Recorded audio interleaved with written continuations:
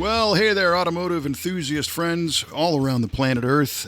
Yeah, it happened once again. As much as you resisted, you pushed play on yet another... Kevin, another state-of-the-art episode of V8 Radio. State of the art, absolutely. Mm-hmm.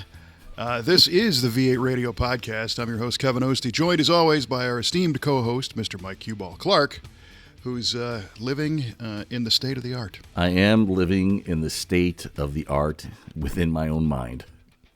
Nice, yeah. And so this state of the art routine comes from the question that Kelly had the other night, saying, "What the heck does state of the art mean?" That's right. I said, you know what? That would be a great overselling adjective. Yeah, and I forgot what the definition was that we came up with.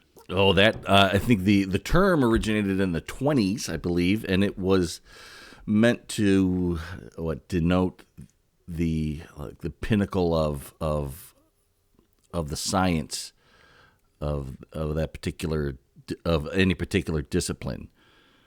So it's the pinnacle of that. So you thought of this? That's right. That's what this is, dude. All right. It's like state of the art, but we lost the F. Yeah. Well, you know what also is state of the art is the status of our automotive trivia question contest that we put out absolutely every episode, in which we kind of entertain ourselves with silly, random automotive trivia questions in the beginning of the show and reveal the riveting answers at the end as a way to coerce our listeners into sticking around, right? Because I'm assuming they don't know how to use fast forward. No. That's just me.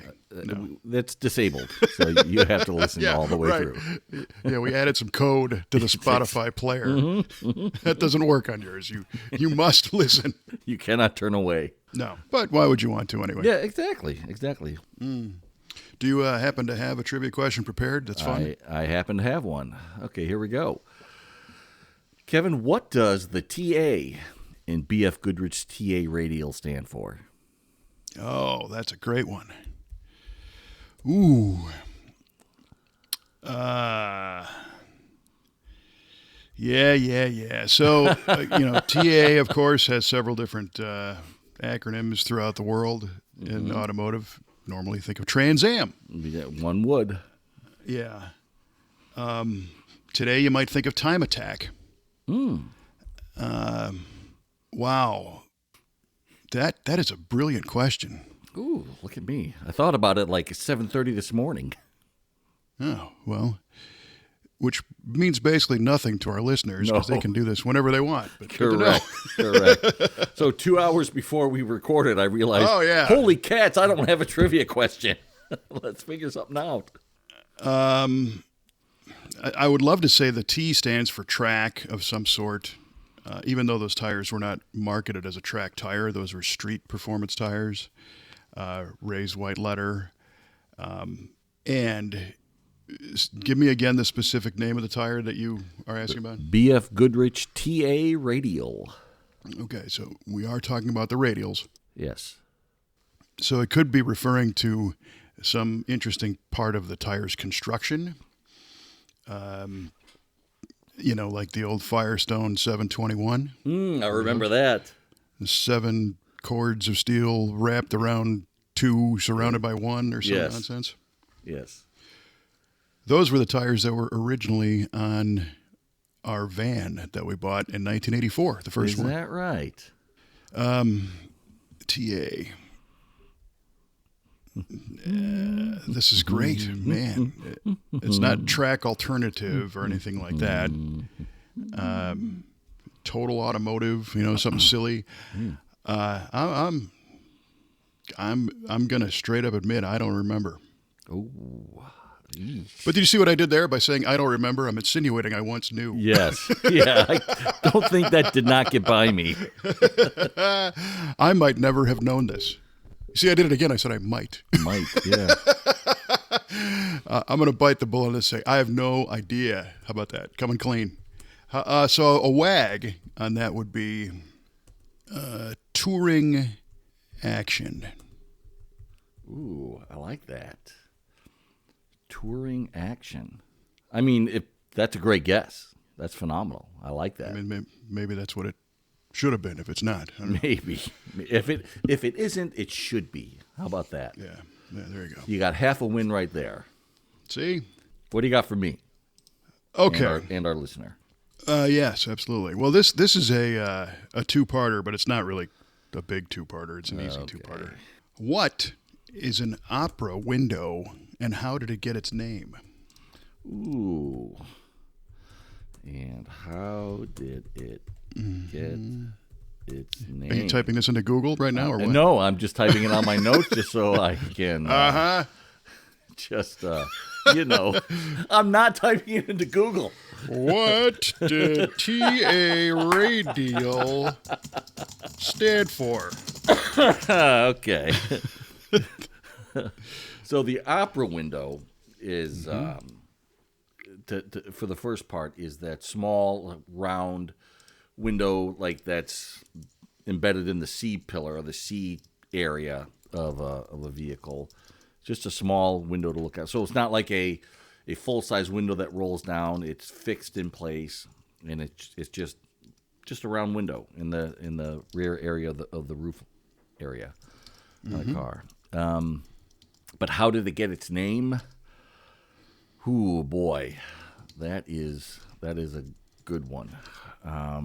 It got its name, Kevin and listener, because the shape of the window is round like you would see dash. on a dash. Yes, it was very swoopy.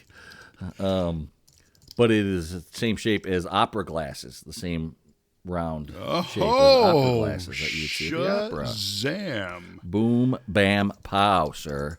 All right. That's impressive. So what are opera glasses? They're like small little binoculars that you kind of hold up, Yeah. And that's our third part of the question. What are Yeah, right. glasses? Yeah. Well, I spend a lot of time at the opera. And sometimes I even bring my glasses. So that means if you break your opera window, you need to put in new opera glass? Yes. Yes, you do. And it's going to cost you. Well, everything operatic does. Yes, right, exactly. Yes, for sure. All right. So that's your final answer? Yes, sir. All right. We'll find out. Another piece of trivia. I have a cousin who's a professional opera singer. Several of them, actually. Dang. Michaela Oste, even though she pronounces it Oeste, the German pronunciation. Yeah. And she's currently touring Europe. She sang with the likes of Placido Domingo and all kinds of big time. Nice. She's for real. She's the famous one. All right, right on. So we could get her on the phone and have her sing us an aria. Well, ask her what an opera window is. Yeah, there it is. Yeah. Well, the answers to these will be revealed at the end of the show, so that's super fascinating. So it's still cold here.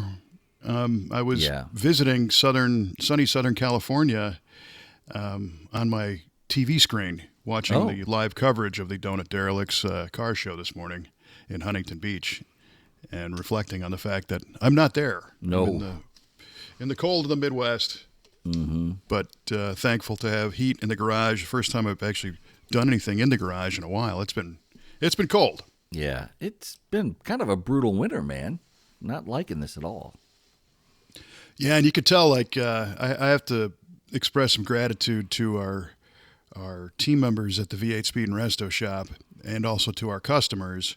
You know, this time of year is when a lot of people like to have things done to their cars to get them prepared for springtime, for the summer cruising season, and which is wonderful, you know, and we promote that, you know, we're here to do those kind of things. But our policy in our business is every car lives inside. Right. We don't store them outside. They don't get rained on. They don't get snowed on. And somebody once asked, they're like, well, I drove past your shop and there were 7 cars out in front. Well, yeah, when it's a nice day, you know, we'll move them outside so we can work more effectively. And it's also nice for people to see. It's like a car show out there every day. Yeah, exactly. So when it's 0 or sub-zero outside, the cars don't go outside. So it gets a little tight inside, especially with a large variety and volume of vehicles. And after a month or two of that, you start to hear the grumblings about how the mechanics want to blow the wall out and double the size of the place, and they're tripping over each other, and it's like, nah, there's light at the end of the tunnel. So spring's coming. It is. It won't last forever. No, so thank you for that. But it was pretty cool to see, and just kind of standing in our front mechanic shop. That's another part of our shop, is that we span across 7 buildings. Yeah, there's a couple. Right, there's the body shop, the warehouse, the back fab shop, the front mechanic shop, and the engine shop. So and the upholstery shop. So 6.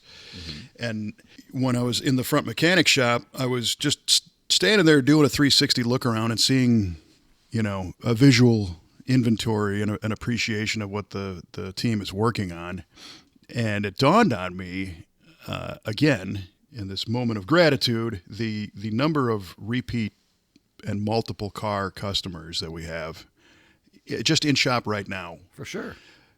We're working on a 66 Chevelle SS 396 car for a local friend of ours. And I think we've done a little work on another car that he had, or a truck. But this particular Chevelle, we've been the caretaker since 2018, 17, Wow. 18, something like that. Yeah. That's pretty cool. So that's a single car, but repeat, long-term relationship guy, which is really cool. But then as I turned, I saw the 79 Bronco, and that customer, we actually have two Broncos from him in the shop right now. Yes, we do. The 66 and the 79. Doing the 79, we did a full custom engine build in our engine shop and some other stuff. And the 66 got some sorting out from its previous restoration, I guess is the best way to describe that one. Yeah, it needed a little bit of love, so we gave it that. We're giving it. So that was 2 at a time, and then I turn and I see a 79 Trans Am that just arrived, and it's the 3rd Trans Am from this particular customer. Wow. That just showed up. Yeah. So and his are all 79s. Yeah. So he likes the 79s, doesn't he? Yeah. He's trying to build the rainbow, which is pretty cool. Yeah, that's true. He is. Because he's got a black one, a blue one, and now this yellow one. Yeah. And it's yellow with the black anniversary TA graphics package, basically. Yeah. I don't normally dig yellow cars, but this one actually looks pretty cool. When I looked at it. Oh yeah, this one's not bad. All right, we'll accept it. Well, of course we'll accept it. But he's an interesting guy because he's not exactly local. It takes him a while he's close enough to be able to drive to our shop, but it's a trip for him. He could certainly go down the street somewhere if he wanted to, but we appreciate that he makes the trip to see us. And he's involved with the Firebird Fest event as a participant every year. Cool. Yeah, and so we have a lot of goodwill with the Firebird Fest guys. We've had cars, and certainly customers that participate in that, and I've been to pieces of that event along the way, and that's coming up again this spring as well. Yeah, Firebird Fest, which happens in downtown Waterloo, Illinois, correct? So it has in the past. It's a multi-city thing over a whole weekend. Oh, okay. And the town of Waterloo, where I actually live, has been a stop, and I think that's happening again because there's a really nice little town square, and it's cool. So anyway, he's a 3-car customer. We really appreciate that. And then as I continue to turn, I see we have 2 remaining vehicles of 3 from another customer in-house right now that, Studebaker we're doing some paint on and wrapping up that Oldsmobile sedan delivery, some seating details. And he also had a Buick station wagon we were working on. So there's 3 there. Yeah. And I know that there's others. We had another Trans Am that just left, and that guy also, we do a 68 Camaro that we worked on for him. I mean, so it's like, you can measure businesses in many different ways, and the car world in particular is really all about stories and relationships. For sure. To me, the definite proof is if somebody's going to bring you another one, you have a good relationship with them. And Absolutely. That was really, really great to see. Very humbling and very nice. So kudos to the team for helping keep those relationships happy, and also to our customers for entrusting us with these very important vehicles. So, yeah, right on. It is neat to see that. I like when, we get word from a customer that says, "Hey, I got another one for you." Like, all right, let's do this. Let's make it happen. all right. So he knows what we're all about. We know what they're all about, and it just works, and it works well. I forgot to mention. So we have an '84 Trans Am we're building for a gentleman, and that's the third car that we've worked on for him. And this is a full build. The last one, we did some upgrades, and the first one was just kind of get the toes wet and do a little once over of a '68 Firebird, make sure it ran right, and then we did a bigger project, and then this one's a big project. And then while we have his Trans Am, he called and he said, "Hey, I'm looking at buying a Fiero." Yeah, that's right. And so you're going to go check that car out, right? I am going to go check that car out. Yeah, it's about 45 minutes from my house. So I'm going to call him up and arrange to go take a look at it and, get my hands on it and take it for a spin and make sure it's all that it is described to be. You better have your opera glasses on that day. I will have my opera glasses and my microscope and my magnifying glass, everything. Yeah. Well, you enjoy doing that. Yeah, that's fun. I mean, heck yeah, that's cool. Get to go out and look at cool cars and drive them around. Absolutely. Sign me up. Got to talk to our buddies Paul and Chris Ron over at the Stubborn German, our two Fiero previous owners, and for sure get the lowdown and what to look for. Yeah, I think the one he's looking at is a '87, and I believe that's is that the last year? '88, I think was last year. And they had that Lotus front suspension. They finally upgraded everything. It's supposed to handle much better than before. Than the ones with the Chevette. I was going to say better than a Chevette. Yeah, better than a Chevette. Absolutely. Outhandles the vet. Yes. yes. Which vet? Well, we won't talk about that. Yeah. Again, reminds me, we have a '69 Corvette Roadster in the shop. That's the second car we've done for that gentleman. We also did an Oldsmobile. Oh, yeah, we sure did. Yeah, we built that engine for him, too. Yeah. And that Oldsmobile. Yeah. Interestingly, you're talking about scoping out cars for customers. We have a lot of people that come to us and say, "Hey, we had one last night, as a matter of fact, a guy who had a '73 Riviera many, many years ago, and he's looking for a '71. He wants to find a car, and he came to us to help him find one." And this is something that we do periodically. We're not necessarily a car finding service, although we've provided that service before, because, as you know, it definitely takes time. And in the beginning, I was all about it. I'm like, oh man, yeah, I'll find whatever you want. And right. I'm fortunate to have connections around the country that can look at stuff. And a case study there was the '72 Firebird Formula 455 car, the HO car. Oh, right. It's Lucerne blue, right? Mm-hmm. And the owner, it's a 4-speed car, and the owner is a local friend of ours, and he came to me before he had the car, and he said, I bought one of those new back in '72, and I had to sell it, and I want another one. Can you help me find one? And he actually stumbled across an ad and brought it to us saying, I think I found a car, but it's in California. So because of being in this stuff for so long, I had a friend of mine go look at it for him in Los Angeles, and it was kind of cool because we paid my buddy a few bucks for his time, and then he sent in a report and some photographs, and the gentleman ended up buying the car. But he said, "Wow, your friend really did a good job of taking pictures and writing up that car." And I said, "Well, I would hope so. He's a former editor of Hot Rod Magazine." And it was Rob Canan, so. Oh, right on, yeah. Yeah, so having these type of, resources at our disposal, when we can use them, we do. Mm-hmm. But there have been other individuals who were like, "Hey, I'm looking for X," and then I go down the rabbit hole to try to find the car, and it's either I found you a good one, and we go to act on it, and it's sold, or it's not the right color, or it's too expensive, or there's something, whatever. And I got to the point where I'm like, for this one dude, I think I sent him 50 cars over the course of 6 months. Jeez. And and then I'm starting to realize I'm not getting my own stuff done.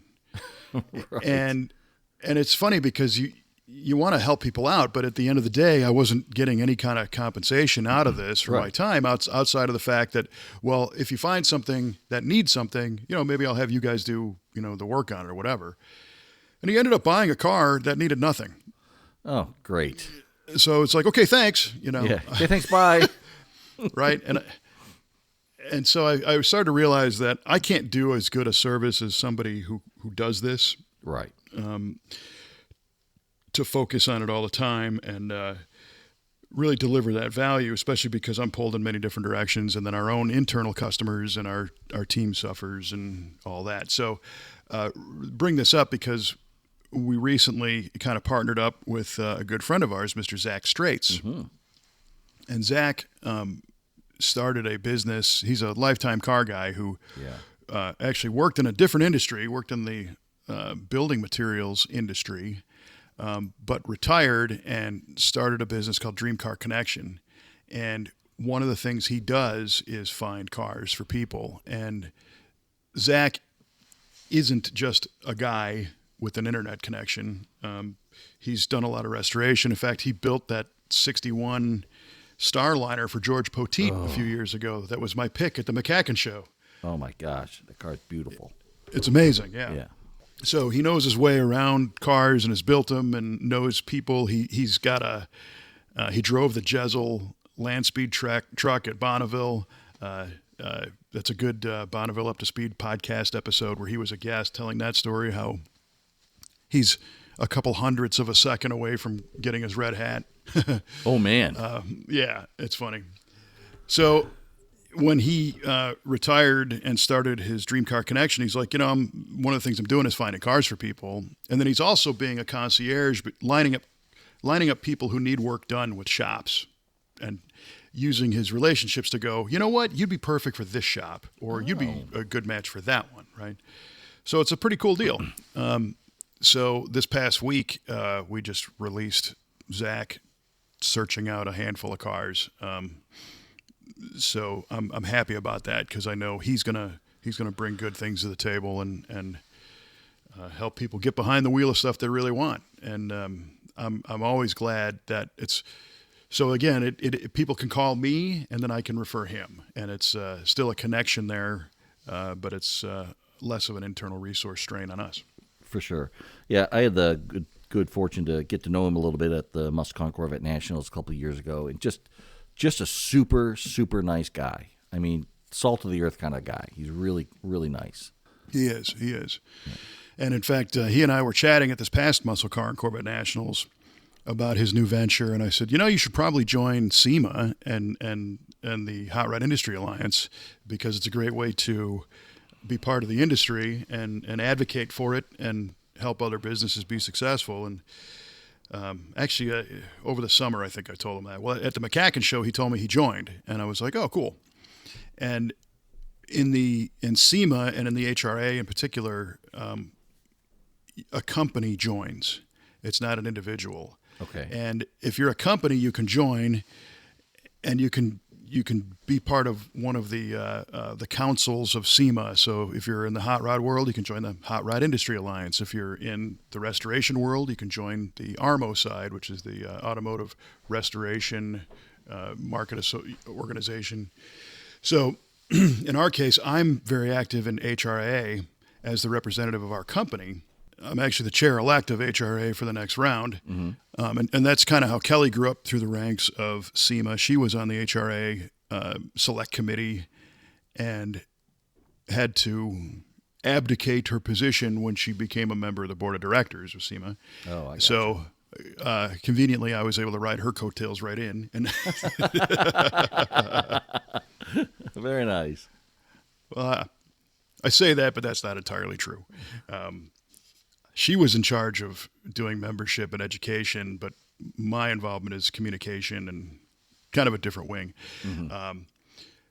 But you can't have two select committee members from the same company on one of the SEMA councils.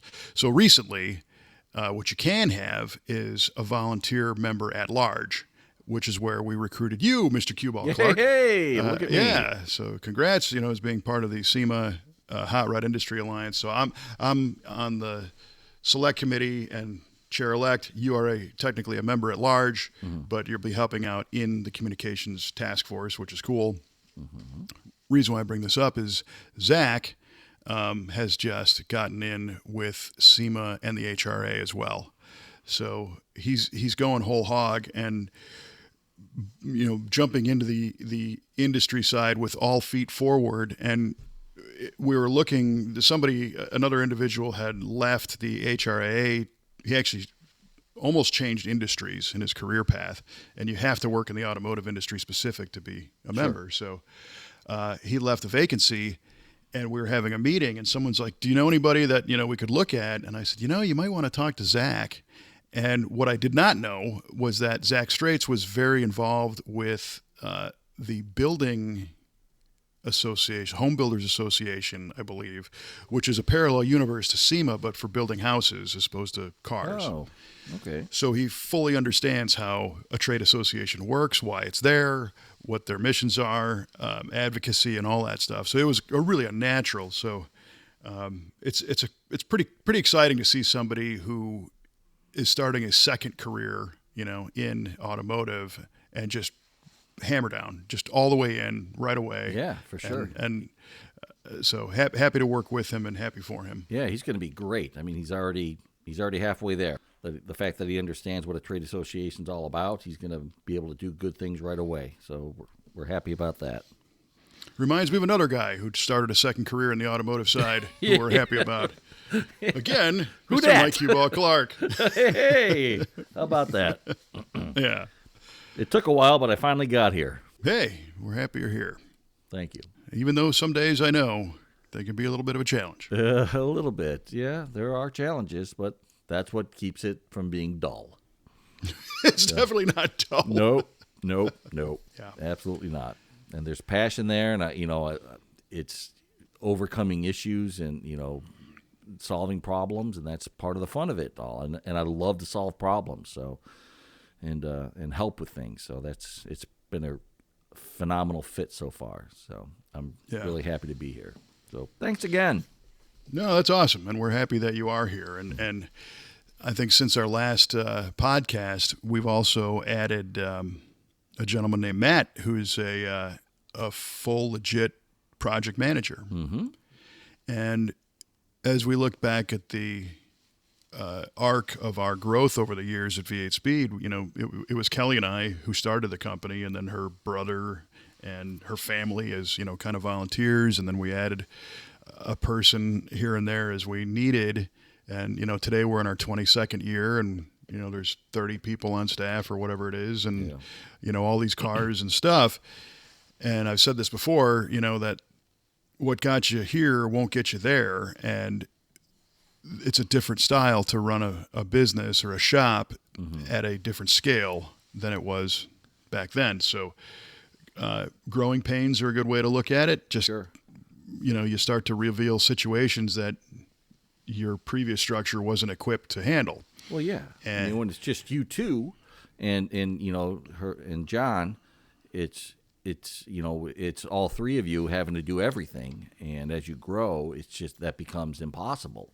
You need a real accountant. You need a real HR person. You need a real administrative team, alongside with all the skilled trades that you have to employ as well. I mean, it gets to the point where it's a legit real business. Not that it wasn't before, but you have all those other facets that you have to satisfy, and you need people for that in order to run efficiently. As you grow, you got to add those things.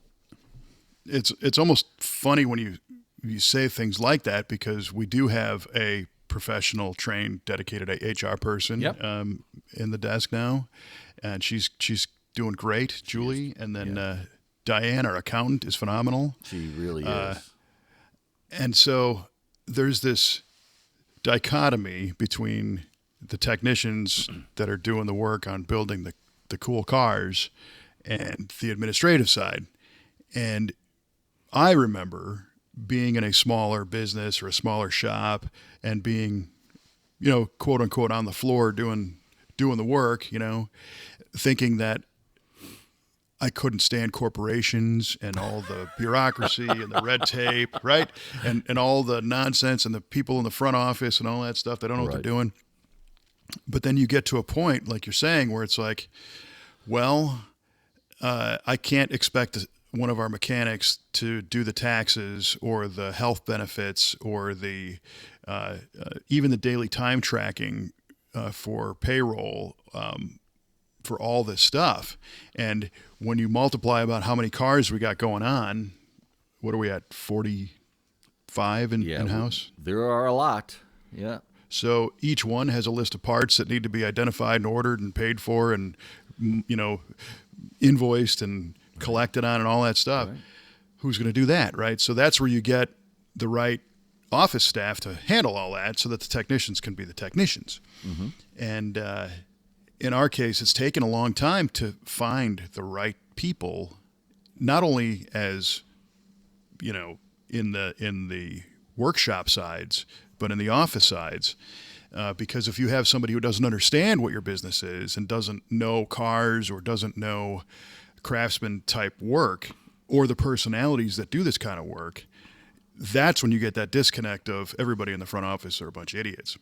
And right. Yeah. In our case, everybody, as I look at things, we've got some super sharp people that were properly vetted and interviewed and demonstrated the characteristics and the capabilities that we needed with the passion of what we do. And so Diane our accountant used to be an accountant at another shop, another restoration shop. She knows this business. And Matt, our project manager, also has a bunch of cars he's working on in his own time. And he brings a great variety of skills, not only in project management, but also as a CAD designer and a product development. And he prints stuff and makes things. And, so he's excited to get into that. But when you look at every single car as a multiple stack of projects,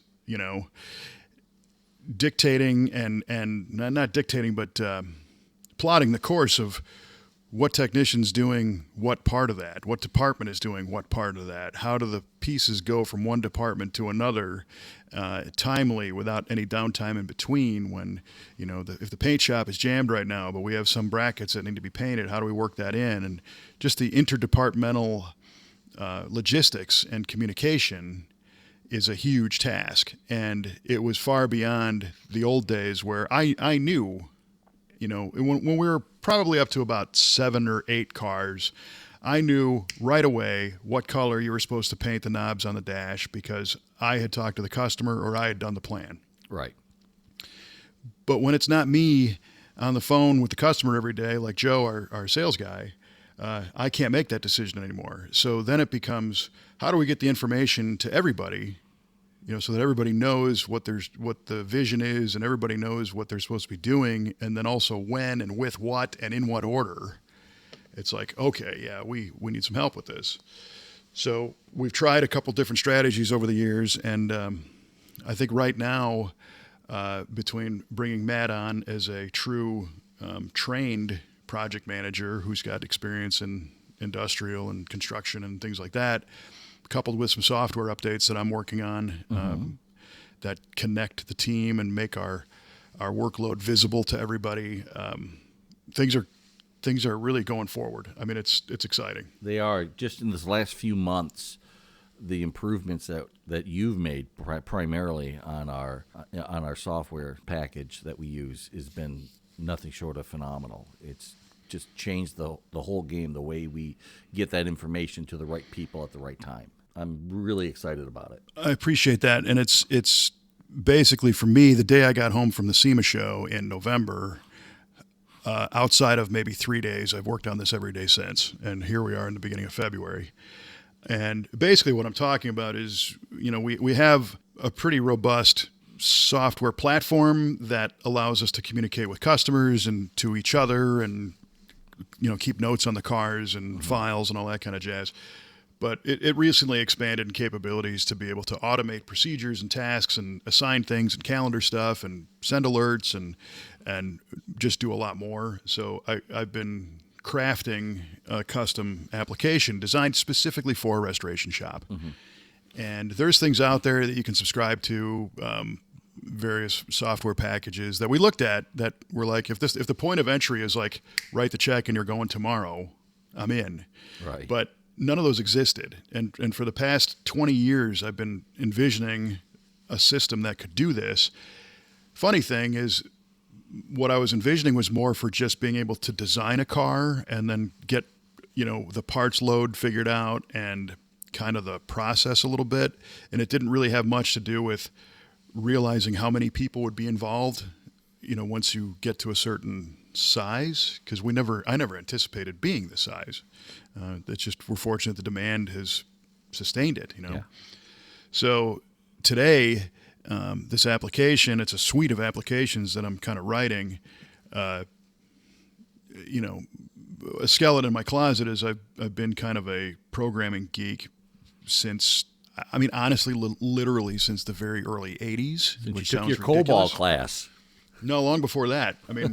I was fortunate that in 1977, fall of 77 is when I went to kindergarten, right? Nice. And in right about that time period, my school district bought an Apple II. This is not an Apple II Plus. It wasn't an Apple IIe. It wasn't an Apple IIc or a GS. This is an Apple II. Nice. And they had two of them sitting down in the library. And as kids, we could go down there and play Oregon Trail. And Heck yeah. remember? And Odell Lake was the other one, this little game. But over the course of my grade school years, I'm talking third grade, I'm learning how to write simple programs in BASIC, in Apple BASIC. And that grew into when I was in junior high, advanced BASIC, and then in high school I took COBOL, as you mentioned, and Pascal, and I learned some Fortran and a lot of these programming languages. And by the time I got out of high school, I wanted these machines to do stuff that they couldn't do yet, and I was frustrated. Because this was the very early dawn of digital video and audio and a lot of creative graphic type applications. And I was very fortunate that my high school had a radio and television station, so we had a local access TV station in the school.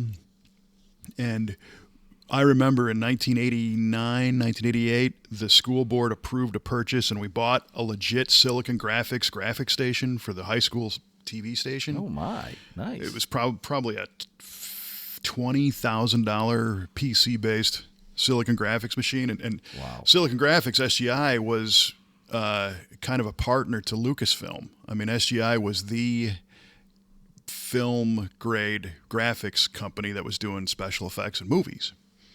And so we weren't doing that kind of stuff because we were high school idiots, but now, and it's funny to think back, now the Silicon Graphics computer, I remember vividly, it had a color palette of like 32,000 colors that you could create with. Whereas at that point, most PCs were 32, Right. or 128. And there was another platform called the Amiga that was actually a Commodore product that could produce 4,096 colors on screen. And everyone's like, oh my gosh, it's photorealistic. It's like this 320 by 200 little thing. Right.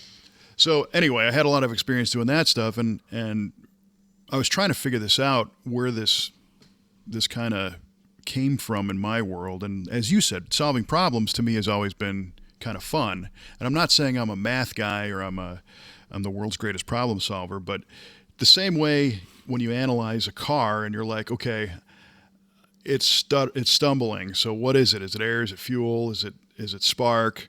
And doing the analytics of how to figure out where the problem is in the combustion chamber, or is it a plug wire? You can't overlook the obvious, or is it a whole design flaw? What's going on here?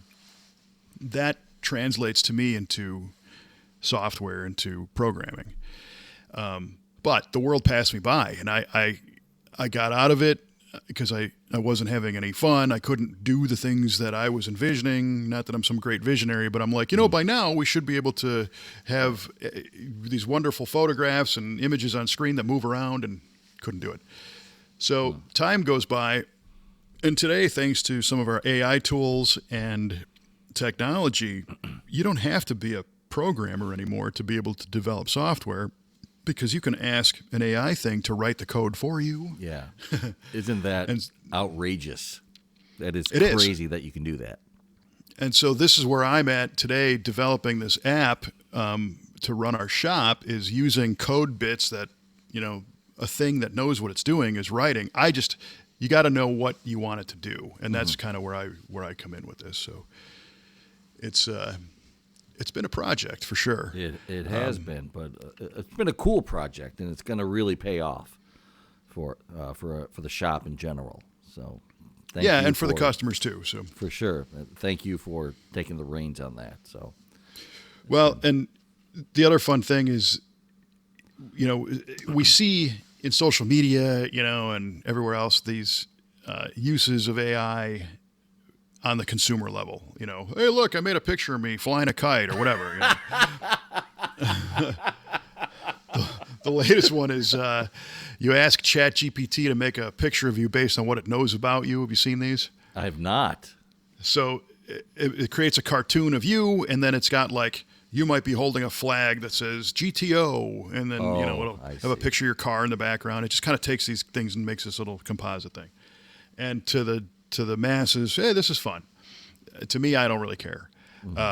Interestingly, I did that with the Grok platform. I said, draw a picture of me based on what you know. And it drew two of them, and one was a programmer in a white lab coat, and the other was a doctor. I'm like, what? Nice. I love it. Yeah, I love it. But to me, the real uses are we're nowhere near, getting into what this stuff can do. And I've been applying this stuff to cars now in many ways, not just on a graphic side or, hey, what does this look like with green interior versus red or whatever, certainly doing that. But I'm very excited because I'm going to upload the data logs from my EFI system on my Galaxie into some AI tools, and we're going to figure out some tuning stuff just based on that.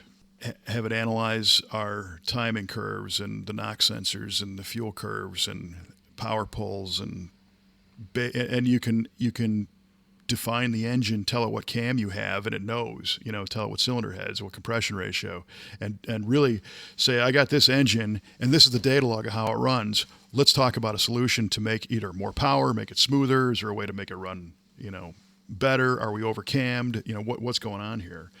And tap into the resources of AI, which really are just a culmination of a zillion people that have provided this data before. Now it just pulls it together. So that part's fun too. That is fun. It's been a real game changer. AI. I use it if I'm in a spreadsheet and I need a particular formula and I'm not quite getting it. I can ask AI. I can say, hey, I need a formula based on these columns, and I need to do this when this is triggered. And it'll write a formula. Sometimes it's not quite right, and you go back and say, no, it's not quite right. It's not working for me. And it says, oh, I'm so sorry. And it writes you another one. And after some trial and error, you get it. And you're not spending hours upon hours trying to figure out where the initial formula that you tried to write is going wrong. So it's a big time saver, and it saves, quite a bit of frustration. Yeah. But there's untold fun things that we can do with cars with AI that we're not even scratching the surface on. And one thing that's pretty cool too is, again, using the software that I'm working on, as we create a work order for particular, product install, right? So maybe we're going to do a Borgeson steering box on that 66 Chevelle, for example. It's something that's happening right now. Mm-hmm. In the past, it was either I knew how to do that as a technician, or you would tell the technician, hey, make sure, you don't turn the input on the box before you put it in because they set it straight from the factory. Just a tidbit of knowledge that needs to be shared somehow. But today, the software will automatically run the Borgeson part number and generate the bullet points that somebody needs to know, not rewriting the instruction manual by any stretch, but just the, hey, keep an eye out for these things too. And also suggest like additional expectations, like, and by the way, when you're done, make sure you retorque that pinion nut and get the thing on the alignment rack and double check your fittings after 100 miles of usage or whatever. And that was all generated by AI. That wasn't somebody telling somebody that. So now it just frees up resources to where the person doing the work or putting the part on it or installing it can get that much more support without anybody doing any extra generation of work to do it. I mean, it's crazy. It is unbelievable, all the things it can do for you. I mean, it's really limited to your imagination. I mean, the sky's the limit as far as what it can do for you. So right now, as we talk, I have my 62 Galaxie disabled here in my garage. My own little winter project that I had to scale back my project because I don't have the time to do all the things I wanted to do to it. But one of them is it's a fuel-injected 351 Windsor with a roller cam, hydraulic comp roller cam, and Ford GT40X heads and blah, blah, blah. And it's got an EGR valve. And when the motor first went in the car, we used an EGR delete, basically, because it's not emissions required on a 62 Ford transplant crate motor. You know, I don't have catalytic converters or any of that stuff, so I can do whatever I want, basically. And back then, I thought, I'm just going to delete this thing. And so EGR, by definition, the exhaust gas recirculation concept, puts exhaust into the combustion chamber, right? So my thinking was, well, that's dumb. You know? Right? Why the hell would you do that? So if you block it off, then the exhaust gas goes out the pipes and it's gone, you know? Right. So over time, I actually was having a conversation with some AI things about do I want to re-enable that and do I want to use it? And so a few years ago, not using AI, but a few years ago, I wanted to see that do I have all the parts on this system to actually make it work? And on this, I've got an Edelbrock upper and lower intake, and it has an EGR passage through it and the throttle body and the EGR valves there. And so in my fuel injection software, it's a Ford ECM, you can disable the EGR by changing the type, because there was a couple different styles of EGR systems. And if you select this, if you tell the car a lie and say, well, it actually is this style and not that style, it'll disable it, you know. So I re-enabled it and then drove it for a couple years and tried to figure out, did it make any difference? And when I recently took the throttle body off and the EGR spacer off, and I see that the whole thing is full of soot inside. It's just black. So there's my evidence that the exhaust gas is going through. And how that system works is there's a passage in the cylinder head that feeds inside the intake, which goes alongside, basically underneath the air intake tube, and then bleeds into the throttle body, which then sucks it back down into the intake and burns it again. I see. So why, again, do you do this? And so I understood kind of how it worked, but I never really got why. So through AI, it explained to me, and you can say, I don't get it, tell me again, and it'll continue to refine its explanation. But really, it only works under high load, part throttle, cruising situations. So when you floor it, the EGR valve is not open, and you're not getting exhaust in your intake. Okay. When it's idling, the valve is not open, and you do not get exhaust in your intake.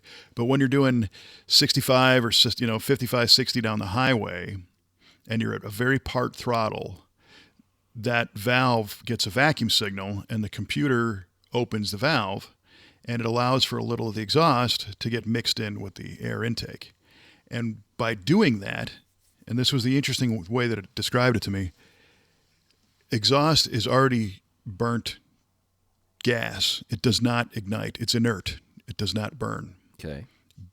So it displaces the oxygen that your engine would be burning, And by reducing the amount of oxygen, it reduces the size of your combustion at that point.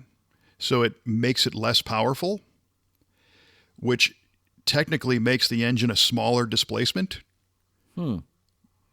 Because it's a 351 cubic inches, but if you take 2 or, for round numbers, 10% of the available air away, essentially you took 35 cubic inches out of the engine. So that also, the computer then compensates by changing timing and fuel to fuel an engine that's 35 cubic inches smaller. So it increases your fuel mileage.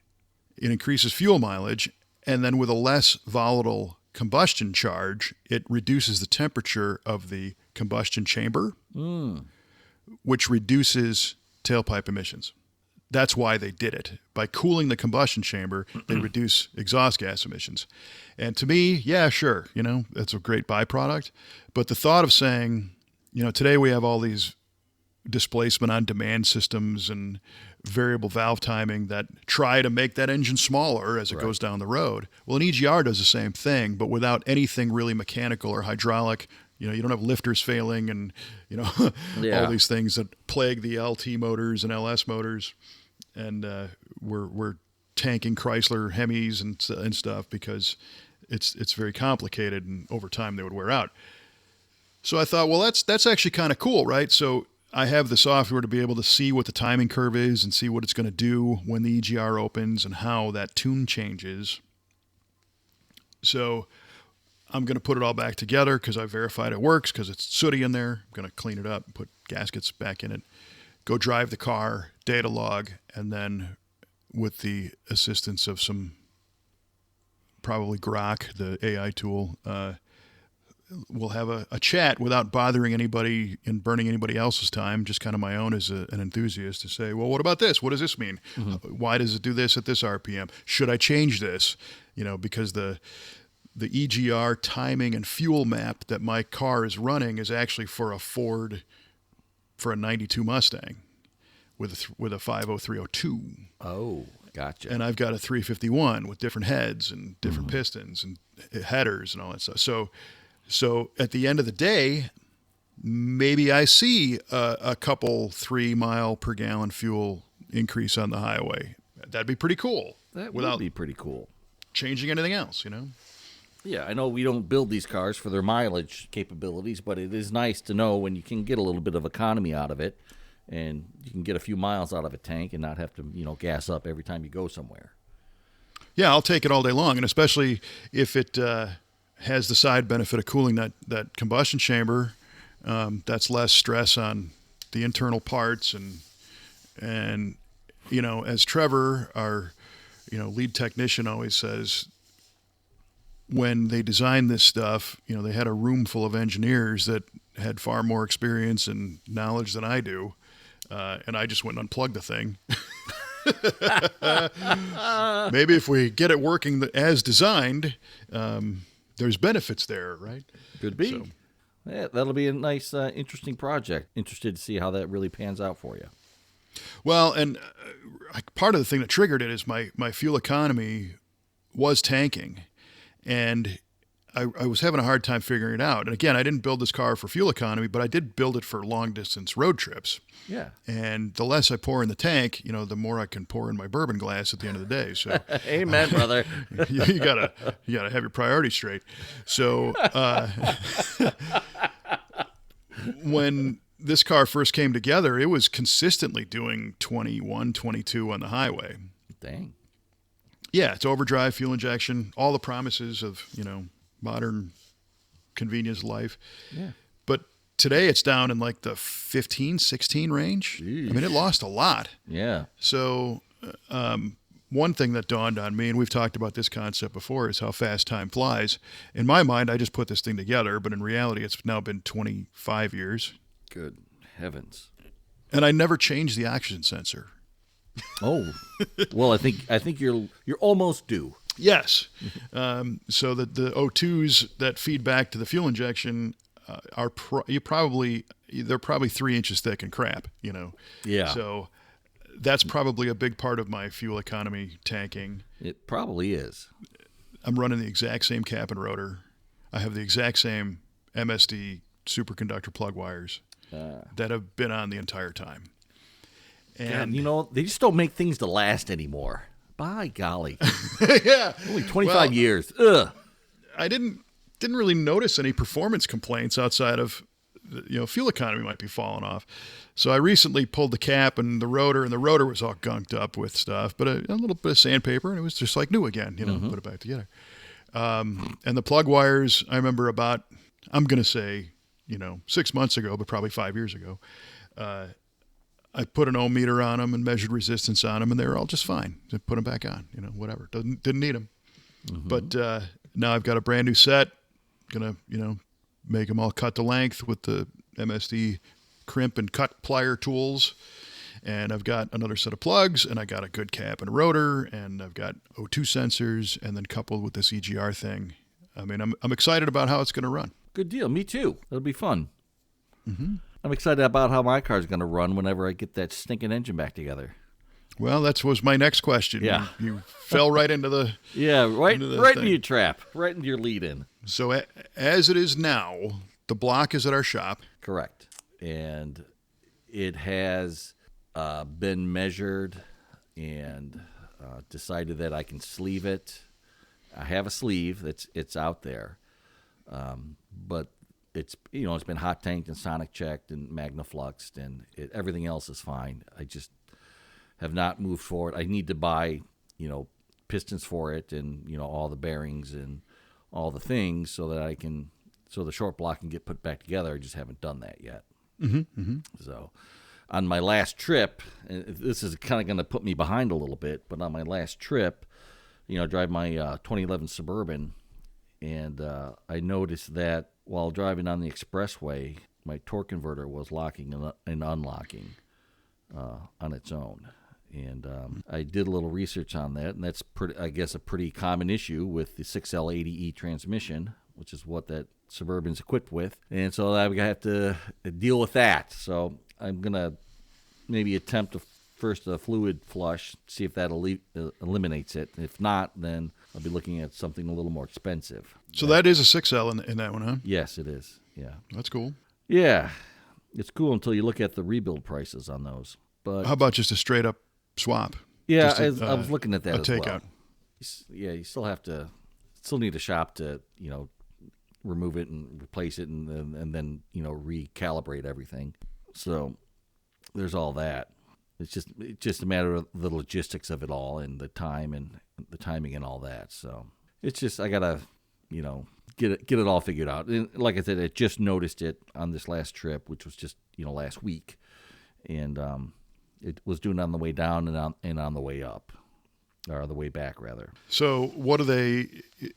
Is it just a solenoid? I mean, you're talking about a full rebuild, but is it a fixable? My research said it could just be the torque converter clutch is worn out, or it could be a solenoid going bad, or could be just bad fluid causing it. So I was going to try to replace the fluid to see if that alleviates it for now. Yeah, for sure. Just try that first, and then hopefully that doesn't dislodge any other kind of gunk and it completely grenade the transmission. But if it's got to go, it's got to go. Yeah. If that's the end. It's funny because the 4R70W 4-speed auto in my Galaxie has a lockup converter, and the strategy on that from Ford is as soon as you get off the throttle, it unlocks. Mm-hmm.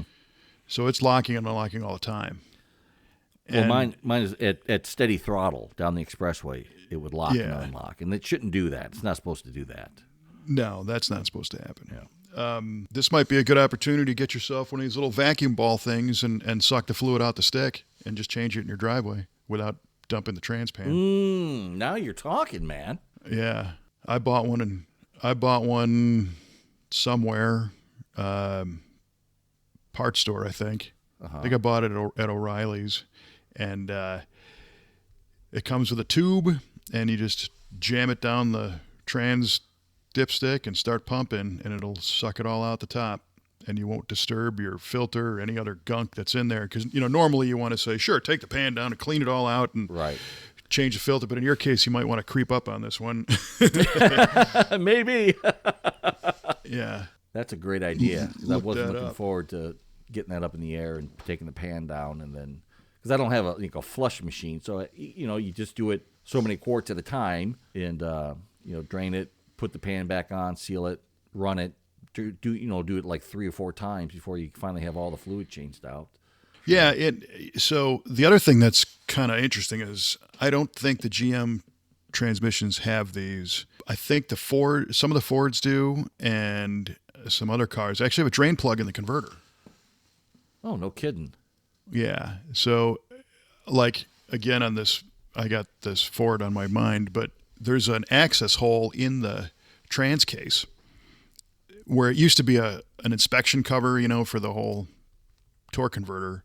This one doesn't have an inspection cover per se, but it's got a hole, and you pop a plastic plug out and you hand crank the engine over until you can see in there where the plug is, and then you just run a socket up inside of it. You can just drain it that way. Ooh, I like that idea. And you can also do that with a rechargeable drill, I think. You could just reach in there and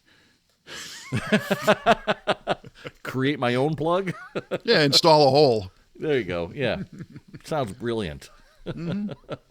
Transmission tuning tips with Kev. Oh, yeah. Let's do this. Drill it before you fill it. Set it and forget it. Yeah, right. Clap on, clap off. Yeah, all the marketing terms. Clap on, clap off, clapped out. Clapped out. Yes. There it is. There it is. Oh, brother. Well, hopefully it's a fluid and your 6-speed is happy again for a while. That would be good. Have you changed fluid on that before? I have not. I suck yes. about transmission fluid changing. Well, A, there's your problem, and B, Yeah. that hopefully is your problem. Yes, for sure. That is a problem. I hope it is the problem. Well, yeah. Well, hopefully, when we finish up this podcast, I think the pump I have is a Power Built brand or something like that. It's a parts store tool company, and it holds, I don't know, 1.5 gallons or something. I use it all the time. Oil changes and trans fluid changes, and what I really use it for the most, honestly, is coolant. Oh, okay. So like I had a thermostat problem that I think we talked about this before, where I overfilled the radiator and radiators have a line. They used to have a line from the factory on the side that said this is full, and full was like 2 inches down, and everybody overfills them today. Sure. And then coolant expands, overpowers the cap, spills everywhere. And I didn't know exactly where the line was. I wasn't thinking about it, and I overfilled it, and I thought I was getting a bunch of bad caps. Well, I think the cap was actually okay. It was just overfilled. But I use that little device, just drop the hose down in the radiator, remove a couple inches of fluid. You don't have to take any hose clamps off or nothing. Just nice and easy. One thing I did have to do on another car, I was changing oil on, and the tube wouldn't go down below the level of the fluid in the pan. Interesting. Okay, so the tube wouldn't reach all the way to down. the bottom. And I thought about it, and I made a grommet, like a stopper, remember in your high school chemistry class, you had a rubber stopper in a beaker tube or a test tube with a hole in it that you could put another glass tube in, and it would seal it. Yes. So this is what I did: is I took a couple pieces of hose that I had in the garage, and took the pump tube and sealed it to the dipstick tube, and then created enough suction in the whole system to where it pulled out. Oh, wow. Without having to submerge the pickup tube in the fluid. Oh, interesting. So you might find if you jam it down in there and you're pumping on this thing and nothing's coming out, that might be the situation. But That's a good tip. Appreciate that. there you see, there's value in this show. Look at that. Helping you live a better life. Yeah. Oh, brother. Well, at any rate, we're all looking forward to the day we can turn the key on the GTO again and Yes. have it come roaring back. So how much different is the personality going to be with 2.0 on this engine? What do you mean? Am I going to beat the heck No, out of it? no. As far as the engine itself, are you changing anything else Oh, outside yeah. of just I'm going because to... you're doing a different compression ratio, right? Yeah, I'm going to put a set of Edelbrock heads on it. Keeping the same cam.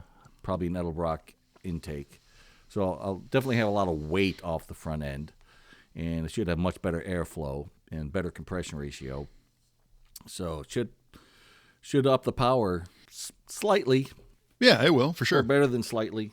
So looking forward to that. Yeah. So if it's got to come apart and they got to redo it. I mean, the one cast iron head is damaged already. Was one of the valve. When the valve dropped, it damaged the seat and all that, and did some damage to the combustion chamber. So rather than just source another set of cast iron heads or one head that I have to have machined and rebuilt, might as well just get something better that's going to flow better right out of the box, and I don't have to do all that kind of port work or any of that nonsense to make something cast iron flow better. So. Yeah, and then we'll make sure that Carrie and Ethan at the machine shop, at our engine shop, examine those heads before they go on. For sure. Not saying anything disparaging against any manufacturer or part or whatever, but we do see often that even a brand new set of cylinder heads might benefit from a valve job touch-up or a thing here and there. Yeah. Just to make sure everything is... Just even shipping can cause some damage. I mean, we had to buy a single aluminum head, and it came in, and the box was pretty chewed up, and there was damage done to the sealing surface on the head. Yeah, sucks. So we had to send it back, and we have another one on the way. Yeah. It happens. How about we're getting some videos out from the engine shop. We are. Some fun stuff. Yeah. Ethan, our boy Ethan Hahn, he's a superstar now. He is super smart guy, and Ethan has a great mannerism to be able to share information and dictate what's happening. And so we published a couple videos. You can find them on our V8 TV YouTube channel or on the Facebooks or whatever. But the first one was just doing a hone operation on a big block Chevy, and he explains where he was at in the process and, run the machine, and just a short little video. And then the next video was another short of balancing the crank on that same engine, which was killer. And so the response just from an entertainment standpoint has been real strong. People really like these videos. It was funny. We got 2 comments on YouTube like right away. And the first one was, yeah, I need a much longer episode of this. Good. And the second one was, I love these mini episodes.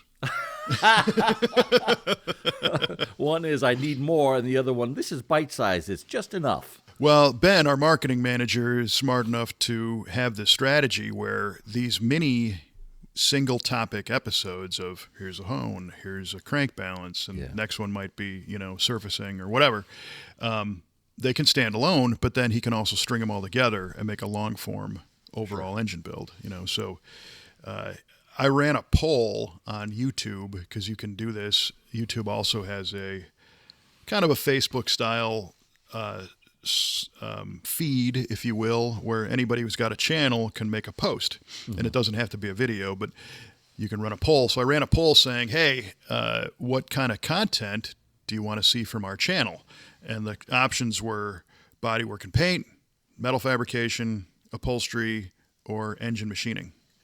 And at last glance, we had, I think, about 100 people that voted, and it was 52% engine machine work.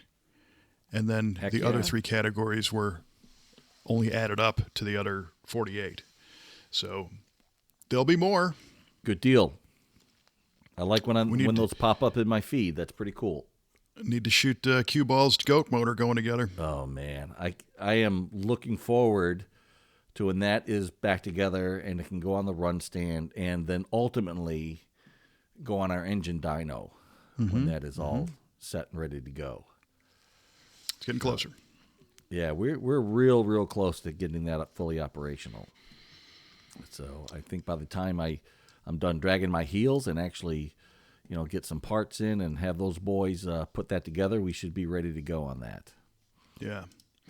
Yeah, we've been running all the engines on stands. The dyno, this was not a new purchase for us. It was installed in a previous shop, and so there's been just some discrepancies on how to kind of re-engineer it to work in our facility, so it's getting there. exciting stuff. It is. It's good to have cool things happening for springtime, and I got my fingers crossed that you'll be able to change that trans fluid and get back on the GTO project. And we got to plan our spring road trip. I missed it last year, so can't miss it again. We need it. I mean, ideally, I'd love to have this engine all done by the time the Power Tour comes around this June, but that seems to be coming up rather quickly. So you got to get on it. I got to get on it. You are right about that, my man. You get your fluid change this afternoon. Get that out of the way, right? I told my wife, we're recording today. She's like, that's great. Can we do something afterwards? I'm like, of course we can. Yeah, we can change the transmission fluid in the truck. It's going to be awesome. You are going to love it, honey. You can make some guacamole or something and change the radio station. Some chips and salsa. It's going to be phenomenal. Yeah, hand me a flashlight. But you know what? That is fun. And even if, I talk to people all the time. I'm fortunate that, my wife, Kelly, can work on stuff. And in fact, today I think she was actually going to the shop to tear apart that 84 Trans Am. Oh, no kidding. Yeah. Darned. Because she just kind of uses that as therapy to take things apart and work on cars. And we had spent many nights working on the Galaxie, both of us with wrenches. And I talk to people who are like, yeah, my wife wants nothing to do with this. She's not a car person, doesn't care. And Kelly pointed out, she's like, well, she doesn't have to work on the car to be able to work together. It could be the tool thing. It could be doing something of her own in the same room to where if you need a hand, you can reach out or you can at least converse and talk while, she's doing something online. Or in your case, it's a little early for her to be working on her gardening bench. Yep. But just kind of staying in connection and sharing that space together, even if she's not helping you work on the car. Yeah. And if for whatever reason you can't have that, you can always have the V8 Radio podcast to be your garage companion. To give you more bad ideas.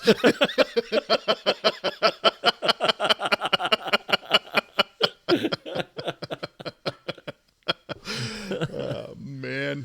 We almost need a disclaimer, I think. don't try this at home, kids. Yeah. This is not legal advice. This is informational only. This is entertainment purposes only. For sure. Well, speaking of entertainment purposes, everybody's holding their breath because they want to know the answers to the riveting trivia questions. So what do we got? They do want to know. Okay, so I asked you, what does the TA and BF Goodrich TA radial stand for? Oh, that was today? Yeah. That was today. And you kind of tap danced around a little bit. You said like track action and that's you dumb. Finally said, I have no idea. I'm going to wag this one and call it touring action. And the actual answer is traction advantage. Ah, man. You were so close when you said like track acting. I'm like, oh my gosh. He might just luck his way into it. Okay, so no offense to anybody at BF Goodrich. The reason why I didn't think of that is I never really considered those tires to be a traction advantage. Oh my goodness.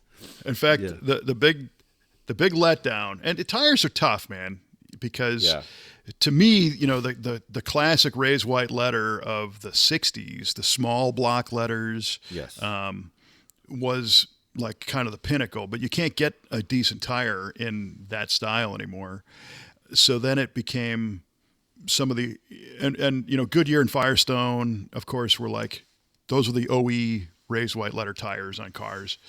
Firestone wide ovals and, Goodyear polyglass, and all those.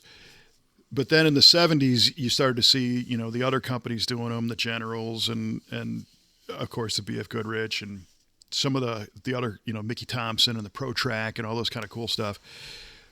But when I was in my, in the 80s, I'm starting to, be able to drive and get into cars more. It was like BFG radial TAs everywhere. It was like, that was like the tire. And the letdown was they don't make smoke when you do burnouts. Ooh. Unless you really burn them good, So, yeah, it was like, so here you got the cool tires on the cool car, and what's the next coolest thing to do is go Light make 'em some up. smoke, Yeah. right? And they didn't smoke that well,